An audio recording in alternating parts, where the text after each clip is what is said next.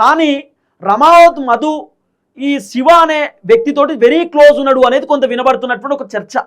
అయితే అభిషేక్ చెప్తున్నటువంటి మాట ఏంది, ఇక అట్లా వచ్చిండు వెళ్ళిపోయిండు, తర్వాత 2-3 సార్లు ఏదో ఫోన్ మాట్లాడుకున్నట్టు, అంతకు మించి నాకేం తెలీదు. ఆ తర్వాత ఇంకోసారి పోయిరట. ఎప్పుడు 4th టైం ఎప్పుడు పోయారు, 5th టైం అనుకుంటు ఎప్పుడు పోయిర్రు, ఈ అపార్ట్మెంట్ కాడికి పోయారట. ఎక్కడికి, వాసవి ట్రెండ్స్ అపార్ట్మెంట్ కాడికి. మళ్ళీ ఈ మధు అనేటటువంటి వ్యక్తి, మధుతో పాటు అభిషేక్ అనే వ్యక్తి, వీళ్ళు మళ్ళీ పోయిరట. ఎక్కడికి, ఆ వాసవి ట్రెండ్స్ దగ్గర పోయిన తర్వాత 25 లక్షల రూపాయలు టోకెన్ అమౌంట్ కొట్టినట మంగ్లీ అకౌంట్కి.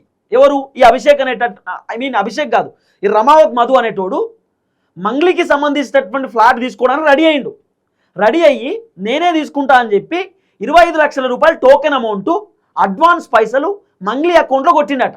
మంగ్లీ అకౌంట్లో కొట్టుడుతోటే రమావత్ మధు ఏం చేసిందట, శివ దగ్గర నుండి కీస్ తీసుకున్నాడట.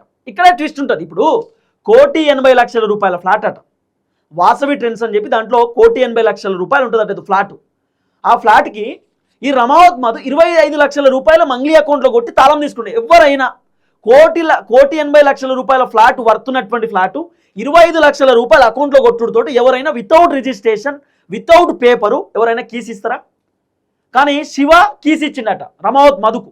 ఎట్లిచ్చిండు కీసు, రమావత్ మధుకు శివ కీస్ ఇచ్చుడుతోటే కర్నూలు నుండి ఒక బ్యాచ్ని దింపిండట రమావత్ మధు.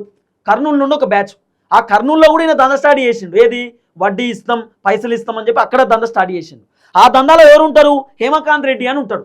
ఈ హేమకాంత్ రెడ్డి కూడా దీంట్లో పెద్ద ఏక్ నెంబర్. అయితే ఈ కర్నూలు బ్యాచ్ని దించిండట. వచ్చిన తర్వాత మంగ్లీకి ఎక్కడో డౌట్ వచ్చినట్టుంది.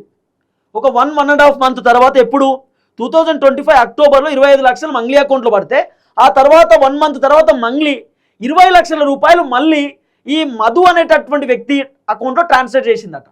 25 లక్షల రూపాయలేమో ఫ్లాట్ కొంటా అని చెప్పి ఈ రమావత్ మధు మంగ్లీ అకౌంట్లో డబ్బులు వేస్తాడు. మంగ్లీకి ఎక్కడో తేడా కొట్టి 20 లక్షల రూపాయల అమౌంట్ మళ్ళీ రమావత్ మధుకు రీట్రాన్స్ఫర్ చేసింది, మళ్ళీ ట్రాన్స్ఫర్ చేసేసింది. 5 లక్షల రూపాయలు శివ తీసుకొచ్చి రమావత్ మధుకు క్యాష్ ఇచ్చిందట.